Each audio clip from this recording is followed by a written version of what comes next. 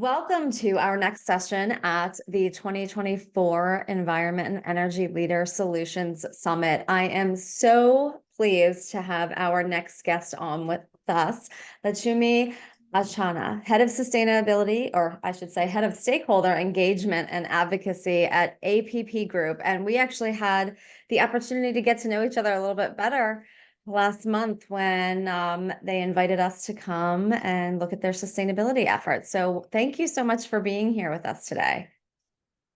Most welcome, Jessica. Thank you for having me on this program as well. It's a pleasure to be here and to be speaking with you.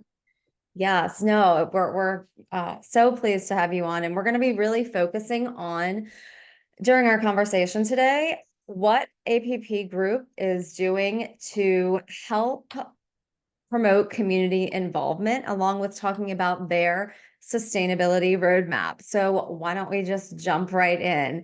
Can you talk to us a little bit about how APP Group has been able to involve the community and how that intertwines into the roadmap Vision 2030?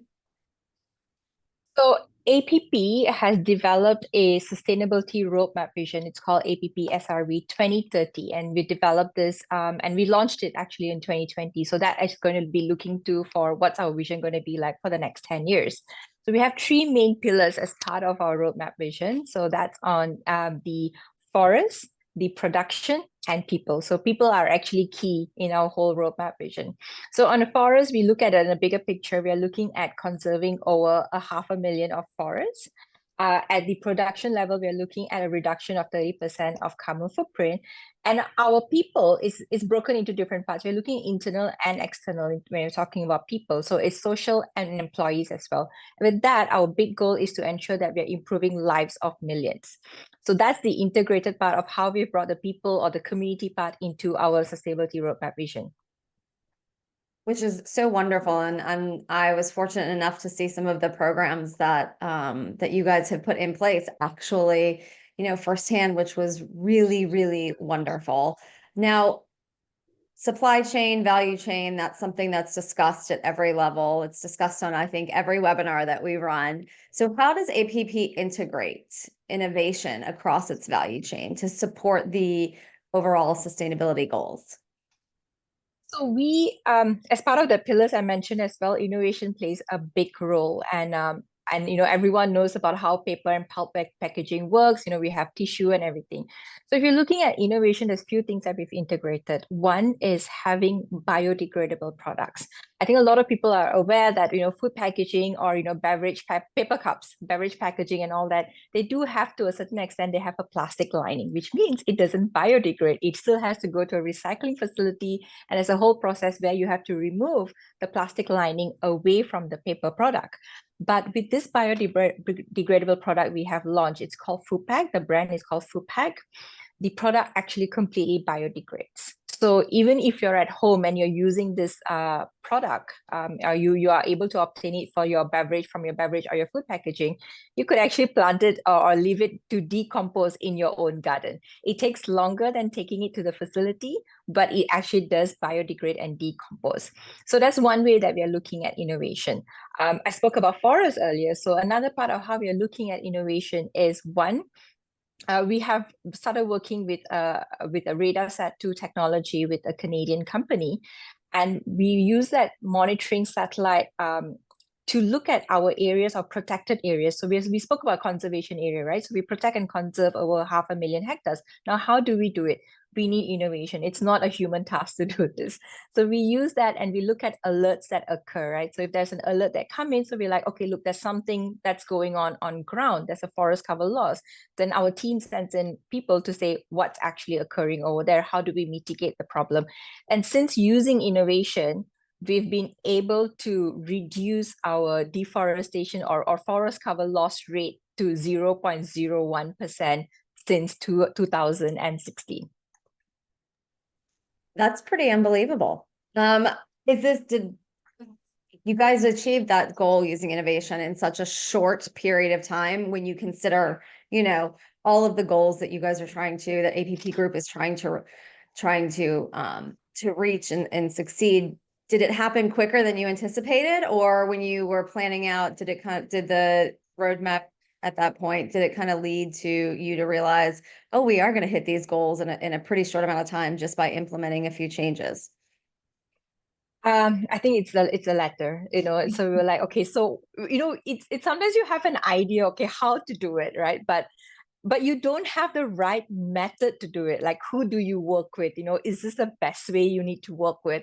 Even this, there were so many considerations, and you want to work that, will this method be credible? Would people believe this method? Are the alerts going to be, accurate? How do you then look at the mitigation plan? So there's a lot of consideration that happened. So we had a sort of a framework, and then we ended up working with a company that kind of like fit into the framework. So which is I think why it accelerated very quickly for us, or even together with that company. So seeing that change was very fruitful. I can imagine it would be. So, before we really jump into more about the community aspect of the plan, what are some other milestones that APP Group is really trying to achieve under this, 2030 roadmap? So the milestones was the broad one that I mentioned earlier. We want to actually so under the production, we're actually looking to have more innovative products. So aside to food pipe, we're actually looking at more innovation as well. We are also looking at reducing our carbon production. So the whole decarbonization conversation is going on. So we've actually moved quite a bit from coal to some extent. Like one of our mill is almost 100% coal free. That's in Oki, but we're also trying to see how we can implement that into the older mills as well, because there is dependency with coal right now. In terms of forest, we also want to look at in terms of fiber procurement, we want to look at more, to be more effective in terms of biodiversity protection. So that are some of the smaller goals we have. With the social part or the people's part, we actually want to increase to work more with community, in the sense of like we want to see what is the social return on investment, so it's not just about numbers. We also want to look at quality of life. One key aspect also in the people's part is we want to increase the number of women in the management roles for APP. So that's also something that we are working through at the moment. Which are all amazing goals. Now, how do you measure social impact? So I can give you numbers, right? So since we started this program in 2015, 2016, when we launched this program.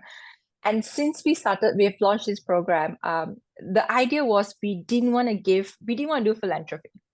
We did not want to have the idea of let's disperse some money and that's it, you're done. You could always say that I've given X amount of money. No, we didn't want that. We actually want the community or the village to take responsibility for any funding that we would provide.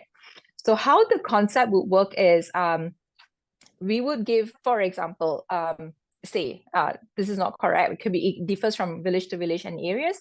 Say, for example, if we are giving a village $1,000, and the village as the cooperative or the village heads, the community comes together and they would then decide who in the village gets the $1,000. So it could be to one person, or it could be broken down to two people. So each would get $500 each. Now this is interest free. APP does not require the money to be refunded to APP, but what we want them to do is take responsibility for it. So if they're given the $500 to person A has to return the $500 back to the community once they've done with their project. So it's a bit also like a startup company. So you have to come in with a proposal, you have to pitch it to the community or the village heads and the corporation and say, okay, this is the project I want to do, and this is how I think it's going to become successful. And I think I should be able to return the money in 6 months or 12 months. If they agree to it, then they will fund him with the money. Now, where APP comes in is we will say, okay, so if the project was about corn farming, right? So he wants to plant corns. We might come in and say, look, we don't think the soil is good for corn, but it's great for spinach. So, we would advise you to do spinach instead. Now, so that's one consideration. And where we will also come in is to say if there's going to be clearance of the area. So it might be bushes. So it's not forest, but it might be like bushes. It might be dirty. And, the area needs to be prepped. And they may need bigger vehicles. For example, they need an excavator or so forth, right? And they won't have the money to rent that. So then we will come in and say, we'll bring in the excavator. do not use fire or any other methods. We'll come in to help you. So let us come in and do that. Now, that is sort of one way. Now, we've been doing that and been seeing how this has progressed so much that it has now directly impacted over 80,000 people. And it's across about 173 villages. So that's a number that we have. And we actually expect the number to grow.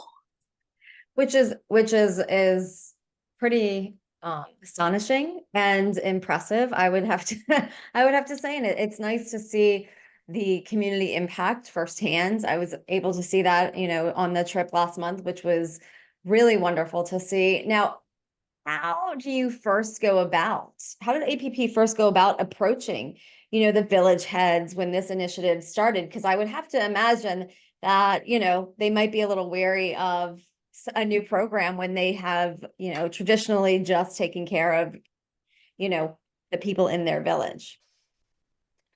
So the program kickstarted because we had fires. Bluntly said, we had fires. And I think in 2015, when fire occurred in Indonesia on areas as well where APP was working, this was completely unexpected. Nobody knew, first of all, fire could occur, and it could be such a large scale fire. Now, that's when APP, I sidetracking a bit, but APP also developed an integrated fire management system. So that's part of our program that we have built. Now, the program itself, although it's a bit technical and it's very strategic, it has 4 core values that we need to look at in terms of the fire prevention program or fire management program, but the first being prevention. Now, what we've also learned from that incident is almost all fires are man-made. So it could be accidental, or it could be, they're doing it, but they're doing it with the purpose of not trying to harm, but it's the best that they would know. So if you're a villager and you only have a very small amount of funds, and you would do what's best, right? So if you only have $2 to clear your land, you would maximize, I could use 50 cents out of my $2 to clear the land. I would not be spending $100 money that I do not have to clear the land. So that would be logic. And that's something that we need to actually understand. But what they do not have is the knowledge to say, A, how is the winds like on that day? And 2, how dry is that land? And again, in Indonesia, we have a dry season, and the dry season could last for like months. So they may not be aware that we had no rain for 60 days, which makes it a very high risk. So every small spark could turn into a very large forest fire.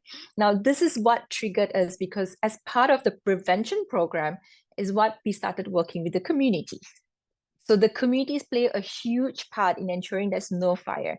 Now, again, they will come back and say, look, we are doing what we do because we don't have a sustainable livelihood, right? And how am I supposed to learn on not using fire? What's the other methodology? So like, okay, here's where we will help you, right?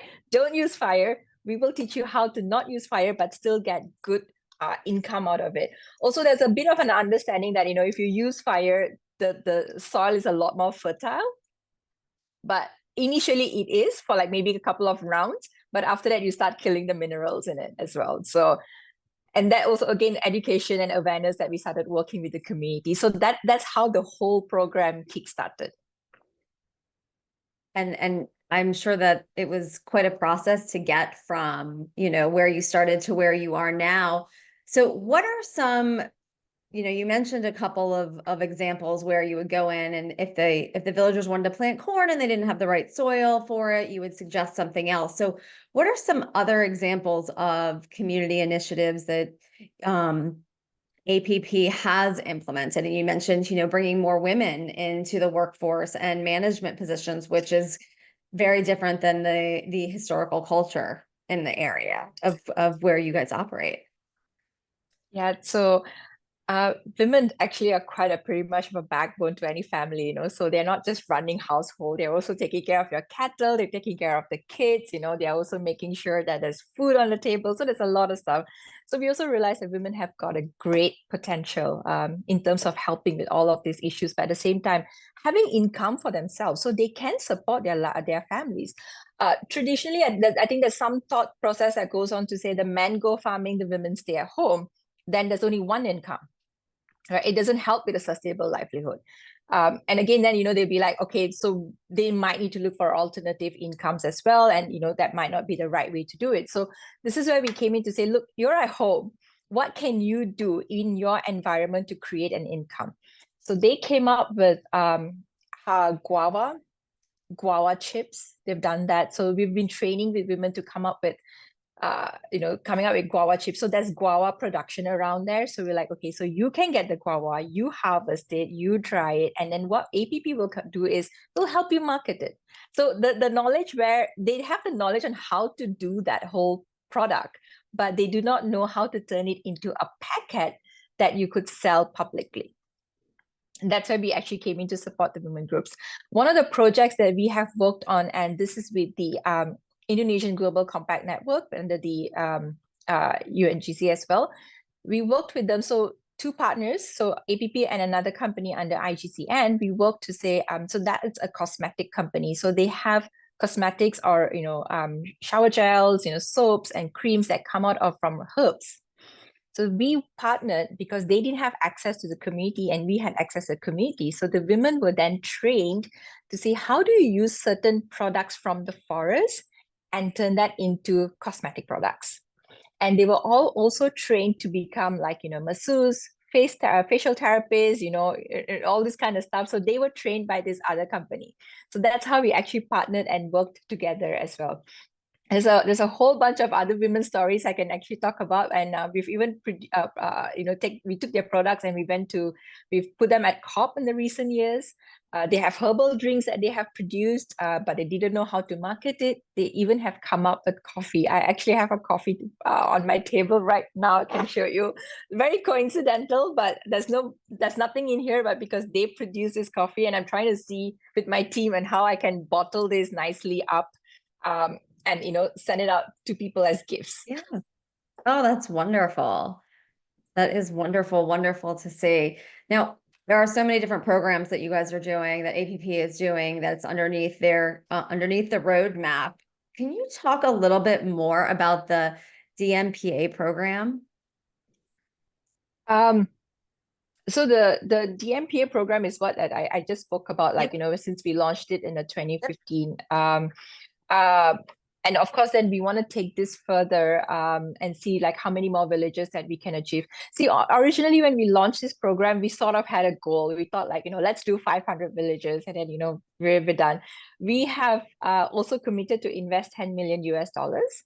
And to be honest, we have not utilized all of the 10 million US dollars because we want to make sure that how we are working is again in a very sustainable method, and it continues to last. It's not about the funding. We're happy to give out the funding, but we do not have enough villages who are willing to use this program and target it. It was just not feasible as yet. So we have used a huge chunk of it, but not all of the money has been dispersed. But in addition to that, we are no longer looking at a target of 500 villages. We are just looking at a more of like, we're going to work with as many villages as we can. And these villages are not just within APP's concession or its supplier concession. We are also working with villages that are around APP and its supplier concession as well. And so what are some of the big lessons that you have learned specifically when it comes to implementing this program? A lot of convincing is required. But I think once you convince, and I think the challenge initially was about trying to get them to see like, look, you really can change your way, and there is value in going through this program. There's value of not using fire. We're not trying to con you for any reason. This is for your own benefit as well as the environment benefit. There's a win-win situation here. I think that was the convincing, that was the difficult part. But what I've also seen was that once you're able to penetrate to a certain level of communities, and they have been successful, and this is a very beautiful thing because I've seen this on ground. The farmers who have converted or who are champions of the DMPA program, as I would say, they're champions because not just they've made a sustainable livelihood for themselves, they've been able to convert their own community, friends, and family. And that's what I feel like has been completely amazing. Like, it's so worthwhile seeing how a guy who had a very small patch of area now owns like a few hectares of land. And, he had a hut, which was made out of planks, a very basic sort of house, and now he's got a brick house and he's got aircons in it. So these are like amazing stories that you see on ground that, you'd be like, yeah, that's what I would measure as a success. And I couldn't agree with you more. And it's just, besides the fact the work that you're doing obviously is important, for on the global perspective, but I can tell how passionate you are about it just from, this conversation, obviously spending time with you last month too, but you want to make a difference in the work that you guys are doing at APP Group. You are truly making a difference. And I want to talk a little bit about stakeholder interaction, specifically at the community level. What are some of the what's some of the feedback from stakeholders in the villages that you have received that has helped you pivot the program or make some changes in the program? I I think some of the feedback we've received is like, I think it's a bit of a confidence thing. They also want to understand, like to say, is my program worthwhile? And I think I hardly have seen this on ground, but the one incident where I've seen it is there was a group that was trying to do compost, and they didn't know whether the compost was going to work. And they had a difficult time pitching it as well. They tried very hard and they failed. And they get very nervous about, where was the mistake? Was it with us not providing the right sort of knowledge or training, or did they make a mistake with the way that they have harvested or planted? So this was like the more common feedback that we have got from these stakeholders on ground in terms of the community level. So that's pretty much the most that we have seen. This is aside to the areas that we have not worked in, but of course there is still a lot of work that needs to be done. Like I said earlier, engaging and getting them to agree to be part of the program is the most challenging part of it. So, but once we get there, we always see a huge change and impact happening on ground. And you already have so many success stories that can help do the convincing, for better lack of term of words. So deforestation obviously is a huge part of preventing deforestation is a huge part of the entire mission at APP Group. So how has APP been able to balance economic growth with environmental sustainability and minimizing deforestation or completely eliminating? So APP, since we launched our forest conservation policy in 2013, we had our sustainability roadmap 2020, Vision 2020 prior to that. And any conversion of natural forest for APP happened way before, just before 2010 to be exact. And since then, our supply chain is completely on a no deforestation policy. So we have no deforestation happening at all within APP supply chain. So to balance that, I think that actually worked out well because I think the way the global trend is headed right now, how businesses are operating, you cannot have deforestation supply chain at all within your business. If you do, it's going to be very tough to continue running a business. So that's not going to be an acceptable way of doing it. So that's a no-go for APP. So that's a very hard no-go for APP actually. So there's completely no deforestation within APP supply chain. However, as I mentioned earlier, we do have within our conservation protected area that we do have forest cover lost in those areas. And that's what we are still trying to mitigate and make sure that it continues to stay at a very minimum level or at zero level. This is a forest that I mentioned that we're working with the technology, and we've been able to reduce it to 0.01% over the last few years. Is that the satellite company that you were referring to? So That's what is right. that? How does that partnership work? Can you talk a little bit more about the benefits of working with this satellite company and how their technology really helps you determine the next, set of rules and initiatives? So the work that we're doing with the satellite company is completely only for our forest cover area. So where we are continuing to protect. So what happens is we have provided them with our entire conservation area maps. and then which is uploaded to the system. They then run the RadarSat-2 technology or the satellite over these areas. Now, say from point A on, say, day one, it was fine. But when they come back to the point A on, say, 15 days later, and there is a change or a disturbance in that area, we get an alert immediately.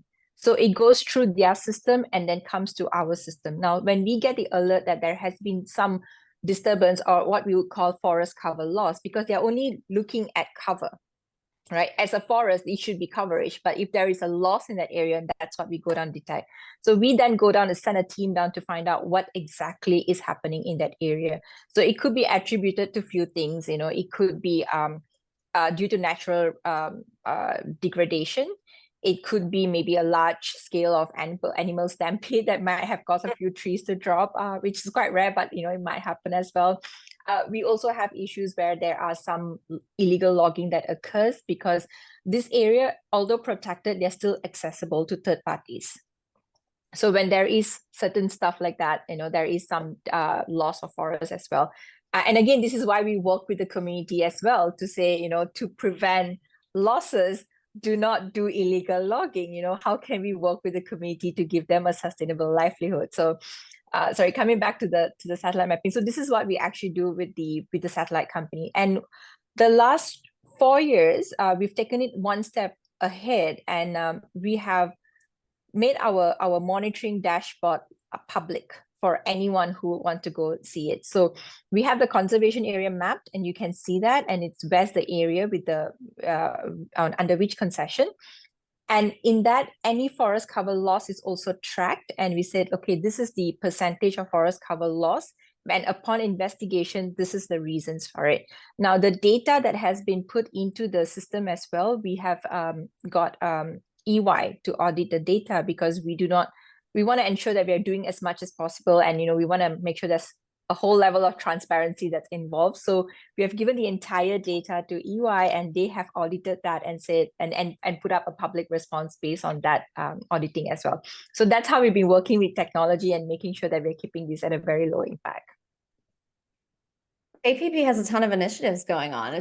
It's a big, it's a big, it's an all-encompassing roadmap. So advice that you would have, or that you do have, for other companies aiming to develop and implement such a comprehensive sustainability roadmap. And so I'm asking for your advice. Now, I know that this is a specific type of company, an APP, and you have very different geographies and very different communities than other places in the world. But what is some advice that you can give, general advice that you could give, where companies can say, oh, I like this. I think this is going to work for me. Let's take this information to our stakeholders and see what type of sustainability roadmap we can create. And if we have one, how can we improve it?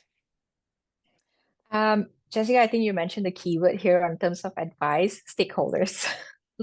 Stakeholders are the most important one when you want to develop a roadmap or you want to implement something. And to be honest, that is something that APP has engaged in throughout. So even when I mentioned about how when we launched our Sustainability Roadmap Vision 2030, we started working on it in 2000, towards end of 2018 and 2019. And we started having a draft, and then we started doing a lot of consultation with our different stakeholders to get their input and, to say, this is what we are looking at. What are your thoughts? And we had different stakeholders or with different expertise to give us feedback on everything that we are developing. So from our 3 big goals to our smaller goals by percentage, everything that we went back to our stakeholders. So we kind of internalized it, to come up with the framework. And we looked at all these trends. We looked at what's the conversation, what is the demand from global businesses, what are the demands from investors, what are the demands from public. So we took all of that into account, and then we developed this framework, right? But this framework, again, it comes back to say it. You mentioned it earlier, balancing the economic growth and the environmental as well together, right? And this is exactly how the roadmap was developed. So without consultation from stakeholders, I don't think it's it's definitely not possible. So if my advice is always engage with your stakeholders and get their input, because you do not want to embark on a journey to get to be halted and say like, look, you should have done this way, and then you'd be like, okay, there's always ways to improve it. And that's again something that a company should always look at. How do you improve? How do you evolve? How do you get better? How do you get more transparent? And coming back to the example of the dashboard that I mentioned and how we monitor our forest cover, right? We did that, in consultation, and we did that in stages. And then we were like, okay, let's make this public, right? And after making it public, we were like, okay, let's look at auditing the data that we have made public. So it all works in stages. If something new comes up in terms of innovation and we think as a company we can take that on board, we would definitely look at it. And again, that would be my advice. Always look to learn and evolve and see what you can do better to balance everything out. Yeah, balance, keyword. Another keyword that you mentioned is transparency, and transparency also starts with valid data or reliable and valid data. So really making sure that the data that you are collecting is valid, and having a third party validate the data that you have is essential, especially in today's times. Now, working Absolutely. with different suppliers across your value chain, how has that kind of transformed over the past 10 years? So our suppliers in terms for pulpwood, so APP has got 9 license concession, and we have what we call long-term suppliers. So we have 31 long-term suppliers. And how we've been working with these long-term suppliers is we take complete responsibility for them. So, from the time that they've come on board, all our policies are extended to them. So they have to implement our policies as well as part and parcel of their work. So in terms of making sure there's continuous no deforestation in their area, making sure the community is well taken care of, making sure the protection of the biodiversity.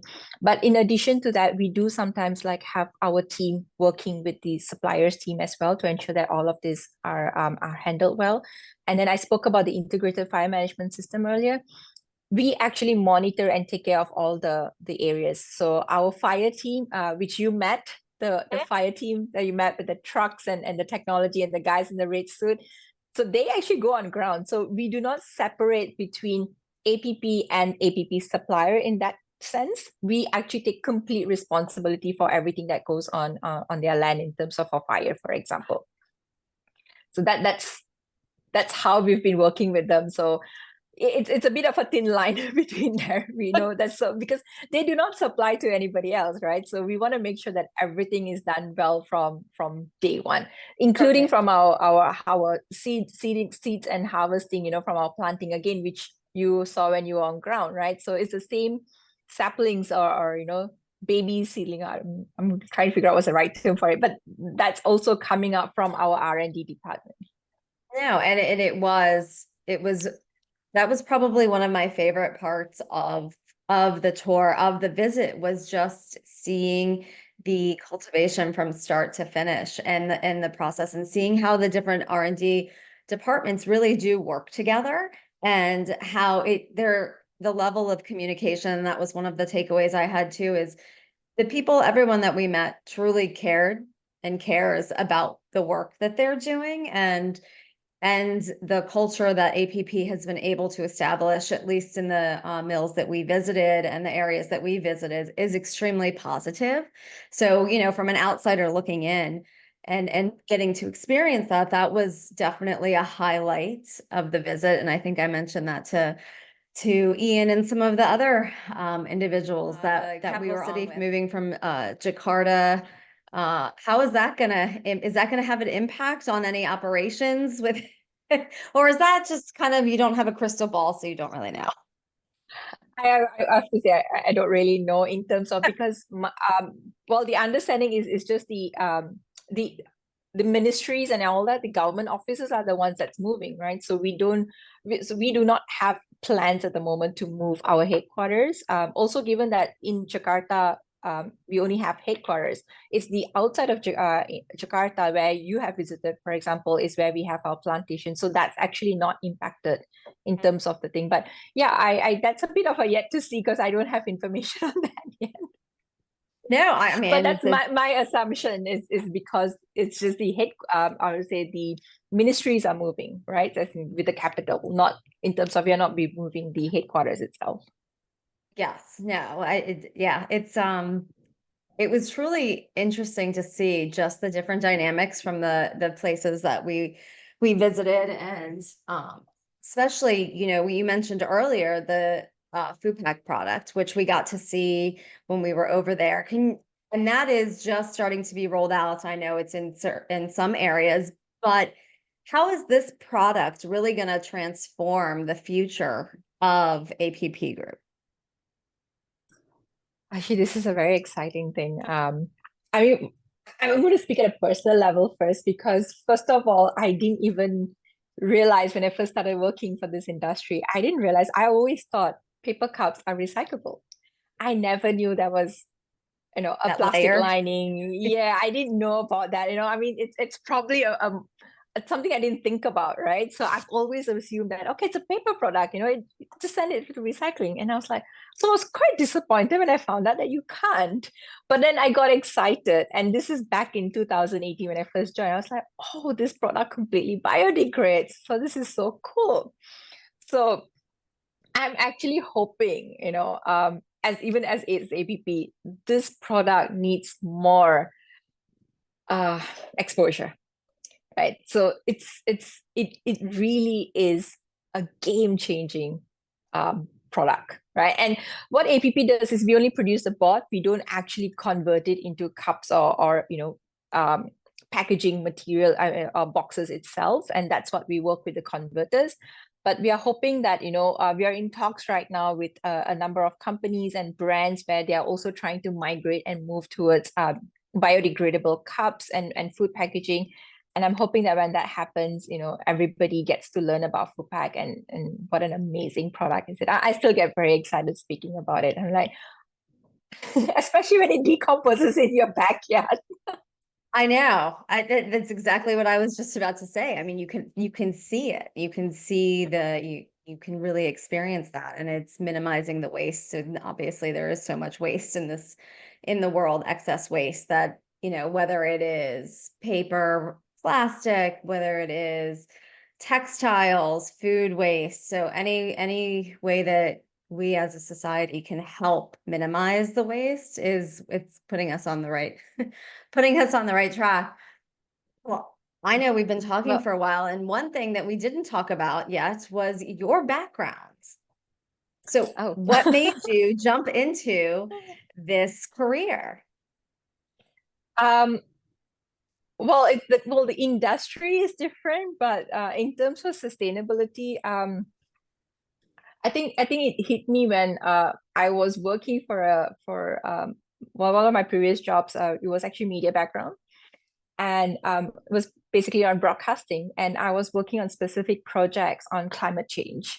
So where I would travel with the experts to different countries, and we would bring around all the developing country media, and then they would train them, and then I would train them in terms of like script writing, how do you actually convey the messaging and all that kind of stuff. So, and that kind of sparked the whole interest in, I think the word back then was not so much on sustainability. I kind of make myself feel very old here, but it wasn't sustainability, it wasn't the keyword. It was primarily on climate change, clean water, having access to education. So it was stuff like that. And I think that evolved a lot. And I ended up working for the palm oil industry for a number of years, and that was a bit of a jump. And I think that it took an even heavier grounding, or no, it took its root even more deeper. That I didn't think I want to change careers after that. Like, this is definitely where I want to continue being working on. I started looking at balancing, to say, the economic growth and the environment. So it didn't make sense for me after that one would take a precedence over the other. You need both. Everybody needs to live. But coming back again, the word sustainable livelihood, and reducing waste. So all of that started taking roots in my head and heart, I have to say, not just my head, it's actually heart. If suddenly I had to jump out and work in a place where it was just maybe economic growth might not probably take place. But yes, and that kind of like prompted me to also join APP when the time came. So, and I've been loving my job since. It's really been great. And it's not just how I've grown. To be very honest, I've also seen how the company's been growing. They're very inclusive, take into consideration ideas, and they always want to make things better. And again, we are also a stakeholder. We as employees are always stakeholder as well, and they always ask us like, how do you think this can be made better? And if the idea is valid, they take it to the next level, speak to the board. So it's been amazing working here. I've been here like now. I didn't realize how 6 years flew by. I can still remember my first day of work, but it's been 6 years.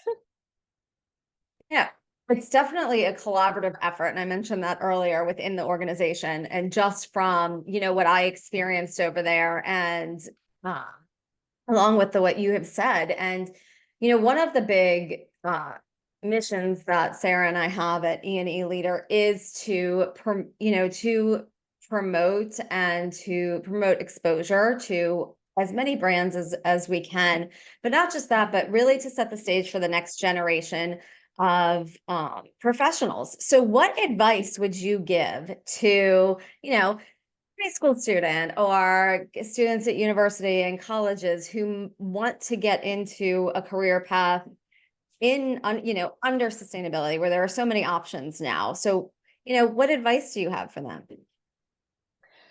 Don't be deterred by the challenges that comes your way, because I think that's a big thing. It's not easy. It's very challenging, but if you love challenges, stick to it. You should just do not jump out of a job. Just because like it might not be, but stay in and see where's your part in that challenge. You may come in to do A, but in the end, your interest might spark in D or Z, and that's something that they need to look at. And once you find that, you're gonna love everything about it. And again, don't get deterred about your working hours and what's being asked. Always try to learn. It may not be the same thing of what you graduated with. You may have masters in um, science, but you may actually end up working as a head of comms just because the passion of the job that you're doing takes you down that path. So always look for new challenges and roles and where you can grow further. Which is such fantastic advice. And also, this is such a sustainable, like, feel everything underneath the umbrella of sustainability and renewable energy, and we could go on, is ever evolving and changing, which is an exciting part of being in the field, is that your job is not going to be the same. You're Yeah. going to continuously be challenged. And I feel like if you're not continuously challenged, then there's something wrong. There's something It going becomes a on. very mundane. Yeah. Exactly. Exactly. So no, it has been absolutely wonderful to have a conversation with you today. Thank you for being a part of the summit. And I just want to give you the floor for the rest of the time. If there's anything else that you want to add, or, ways that people can get in contact with you or other members of APP Group to learn more about, what you guys are doing. Thank you, Jessica. I mean, it's a great opportunity to be here today and speak with you. Again, thanks for the platform. I really appreciate it. Well, I would like to, I have an open door policy. I love having visitors. We love taking them to our mills and our plantation, look at the communities. Jessica had a great time looking at the elephant, which is part of the conservation area. These are elephants that that's been rescued by the government, and they are currently protected in a conservation area in APP. So we would love to have people come down and experience all of this. So if you're interested, please get in touch with us at APP, and we are happy to organize a trip for you and let you learn where this takes you. So not everything is always bad when it's related to agroforestry. There's a lot of good stuff, and there's a lot of growth in this thing where we're trying to create a great livelihood for people and also protection for the biodiversity. Well, I don't have anything to add to that, because I think you summed up the conversation and everything perfectly there. So thank you again for being a part of our summit this year. And thank you for the experience of coming to visit and see all of the great work that APP is doing. So Have a wonderful day and thanks again. Thank you, Jessica. Bye.